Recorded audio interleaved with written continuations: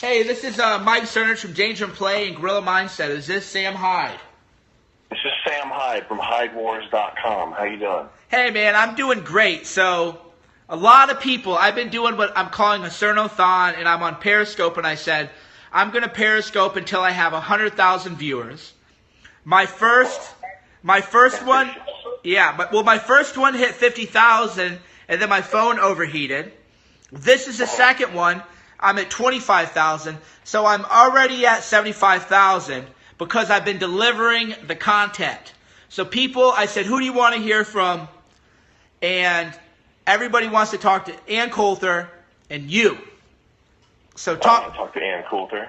So I don't have Ann's number. I think she's asleep. But to be honest, I would rather, don't tell Ann this, but I would rather talk to Sam Hyde than Ann Coulter because everybody's talked to Ann Coulter. I like to talk to geniuses that aren't world famous yet. So you're a genius, but you're not world famous. Are people listening right now? Yes. I'm not a genius. Don't call me a genius. You're I'm a guy. Dude. I'm a regular dude. No, you're not. You're a comedic genius. I'm good with comedy. That's my one thing. I'm kind of retarded in when it comes to like personal finances and other things. I can't really handle that sort of stuff, but I'm good with some jokes. Okay, you're not good, but okay, you can say you're good with jokes. Sam Hyde is a comedic genius. Well, thank you. Thanks very much. Yeah. Thank you very much, man. Yeah. All right. So talk to the people. You have a book coming out, I know, right? We have a book coming. We have Super Hyde Vitality Tongkat Ali, which is you take one of these pills, you're protected from globalists for the entire month. We have Hyde Wars fish oil. It's like regular fish oil, but it's packed with fluoride. It's got all the fluoride that you could possibly want. But yeah, we have a book coming out that we've been working on for 4 years, and we're rushing to release it because the title is How to Bomb the U.S. Government. And depending on which way the election goes, it'll be either even more relevant or something that's just sort of a joke that we don't really stand behind anymore. So, How to Bomb the U.S. Government. It's for sale on Vapes.com. That's not a joke. If you go to Vapes.com, they're a highly rated retailer. They have an A rating on Better Business Bureau, and they're the only people carrying our books right now. So if you go to their website, Vapes.com, and type in How to Bomb the U.S. Government, it'll come up. Now, have you done a printing yet? Are the books ready to ship? The book's being printed. We had some trouble because any book that is priced competitively is going to be printed in China, and the Chinese refused to print our book because it contains anti-Chinese propaganda. They probably said something like, "We're coming to print a piece of book," and so they're not printing the book in China. So that was a little complication, but it is being printed now. And we're going to have, if you look up $1 Million Extreme on YouTube, I'm going to post a video as soon as I get the print draft. They do it. They send out 5 copies to show you that the quality's good. And it's going to be printed. It's a very good art object. It's like a coffee table, very high quality print job. And it's supposed to get here on December 15th. So you're a comedian, and you also had you're part of a comedy troupe, right? Called $1 Million Extreme. Yeah. We have a show on Adult Swim called World Peace, and we've been making YouTube videos for like 10 years, some with varying degrees of success, but it's me and my 2 buddies. Well, you've gotten a lot of views on YouTube. I know that you have a very devoted cult following. Yeah, we have a strong following. The numbers aren't that high, but they're sort of weirdly into it. A lot of people show up. Some people have shown up outside my house. Other people they have varying degrees of fandom, but they're into the work. They like the work. Now you had the show on Adult Swim. How did you guys hit 1 million viewers? We broke 1 million viewers on the first and last episodes, which is the first one we debuted after Eric Andre, so getting 1 million viewers, it was good, but it wasn't like we earned it. But then the last episode breaking 1 million was a really big deal and made a lot of people happy that we work with. Now, do you think you're going to have another season on Adult Swim? I don't know, honestly. They have 9 months to decide whether or not. They haven't given us the sort of Hollywood no yet, which is where they stop answering your calls. So we're still waiting to hear back on whether or not we get that. Now, a lot of people don't know, so how much, your show is around, 15, 20 minutes? How long does it take, though, to do a show like that? It takes a long time. We overshot, so total for the 6 episodes, 6 11-minute episodes, we probably had like 4 times as much material as we needed to fulfill that, and it took us like 6 months to put that together. So it does take a long time, and that's with people helping out. Now, are you guys going to release the unused footage to your YouTube or wherever?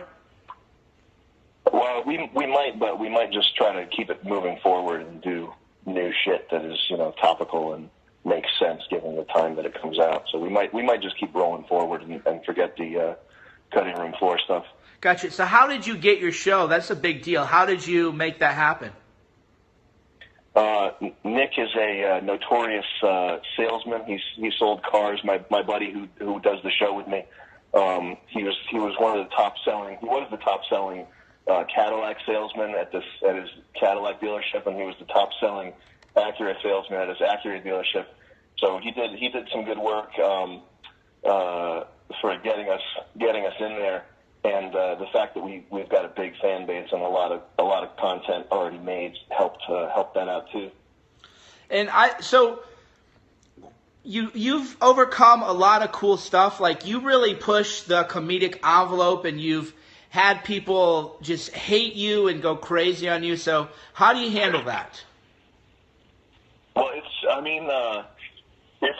pretty bad, man. It's pretty bad when you think about it. When people are like this time is really, it's really the precipice of a very binary outcome. Like, we're either going to, as a society, we're either going to return to patriarchy and freedom of speech, and like we're either going to have a very good outcome or we're going to have a really shitty outcome. Like, if we don't start, that's why it's sort of easy for us to push the envelope, I guess, is because if we don't, the outcome is going to be fucking gulags. It's going to be bad. So it's not like we were sort of wavering on the fence, like trying to decide whether or not we should do really do the craziest material we could. It's either that or try to stockpile food rations and move to New Hampshire. Yeah, it's funny you mention that too, because there's actually, people might think you're joking, but there's actually a lot of people on the left who have said they want to send me to a re-education camp. And I don't even think I'm that edgy. Oh yeah, man. If the trajectory of 2015 keeps going, if that trajectory keeps going towards that sort of totalitarian thought police shit, I'm not saying I would be taken to a FEMA camp or something, but there's these websites where they expose racists and try to ruin people's lives. I mean, that's a thing that it's very dangerous. I mean, you think about which way that could go, and it's kind of sickening. Well, you actually had BuzzFeed tried to get you fired from your job, isn't that right? Yeah, that guy really was gunning for me. So the BuzzFeed author, who I don't, the author of that BuzzFeed article, it's fucking awesome, man. Looking at, we're so lucky to be alive right now and to be watching this shit. I mean, whichever way it goes, it's really the Chinese proverb, "May you live in interesting times." The shift from who's that guy, the fucking guy who plays like Risk and Sticks and Hex and Hammer 666 or whatever. You know that guy? Yeah. He did the video talking about the transition to the fifth media paradigm or whatever, and like this guy, this BuzzFeed guy, he's already a legacy media guy just because of the website. Like he's not one of these people like you who's cultivated a fan base of people who really care about what he has to say. He just has an outlet to say whatever he wants, and he and it's reflected on Twitter. He gets like 6 retweets. His article, he posted it himself and got 6 retweets. It's really cool to watch these establishment media assholes getting overtaken by fucking just regular people with Twitter accounts. I think that's one of the coolest things about 2016. Yeah, because I remember when his article posted, it only did like 25,000 page views, and I was making fun of him, and then BuzzFeed actually, they took it down. You know how BuzzFeed will show the stats? And I go, ha ha ha, you fucking cucks. Your shitty article's only got 25,000 views. I could blog them out my fucking lunch and get more than that. And then they actually pulled down the analytics from his article because that's how pathetic he was. Yeah, that's really awesome that they did that.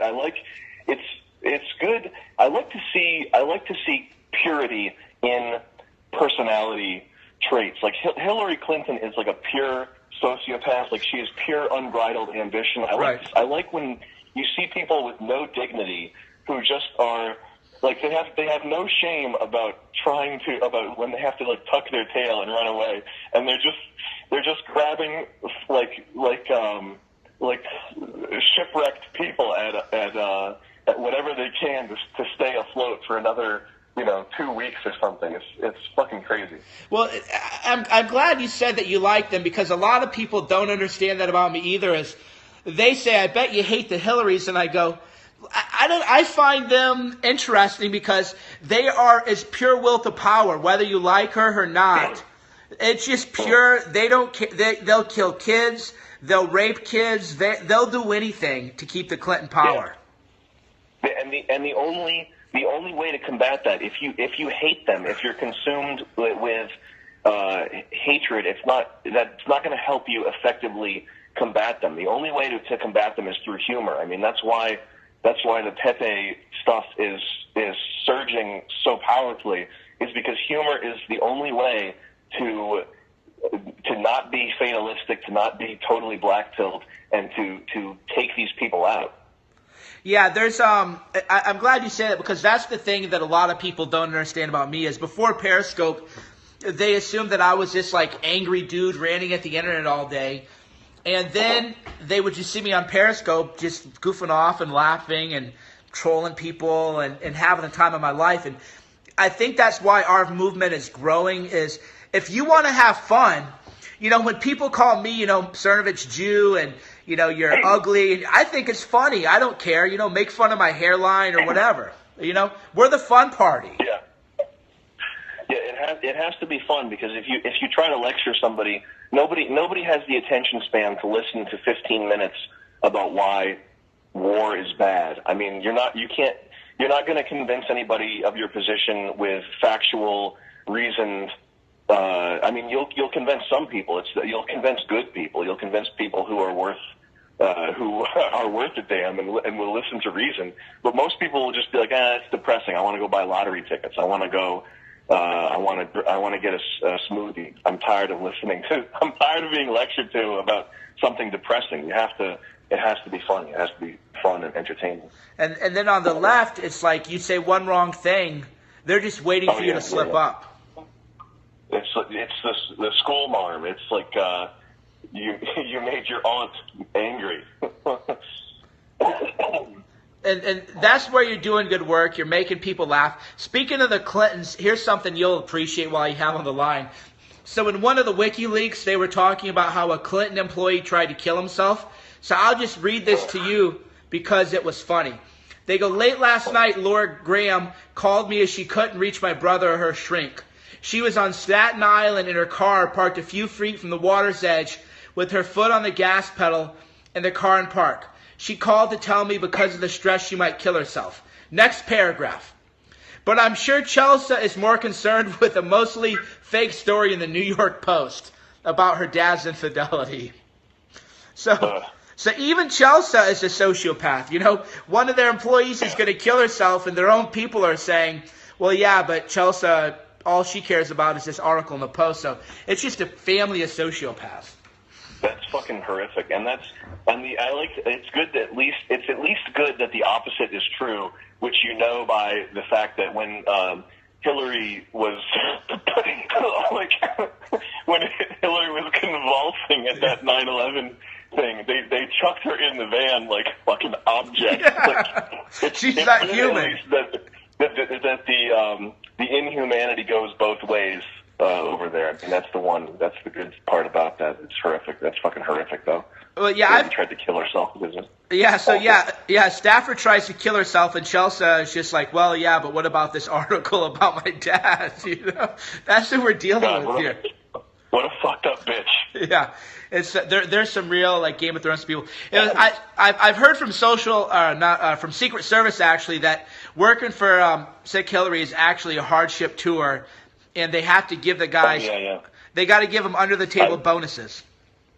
Yeah, I've seen that. I've seen some of that stuff too. That's pretty good. I mean, just like I said, the appreciation of a pure personality type. Just imagining her being just absolutely vicious, like you know that she could be with these bulky ex state troopers or whoever ends up getting hired for the Secret Service. Yeah, I agree. So how can people who've never heard of you, which if you've never heard of Sam Hyde, I don't know what to tell you. How can people learn more about you? If you look up clips of our show, which is called World Peace, those are pretty good. And if you want to see some classic stuff, if you have a slightly longer attention span, you could look up MDE Ideas Man. That's the one we did a long time ago, but it's really good. That's on YouTube. Before I let you go, actually, because a lot of people appreciate this because we like to talk about how shit the media is. Hasn't the media accused you of being a mass shooter on several different occasions? Yeah, and they've done very little in the way of fact checking. And I think there have been instances where they left the article up for like 2 weeks after it's come out that they've put it up. But yeah, I've been accused of many acts of terrorism and mass shootings. Well, now they're really going to get you because your book is How to Bomb the U.S. I'll never do that for real, though. Wink, wink. See my book, How to Blow Up the U.S. or Bomb the U.S. Oh, God. You're done. I hope that doesn't get me in trouble. All right, Sam, thanks a lot for taking time to talk to us. All right, brother. Good luck with your stream there. Thank you. Peace, man.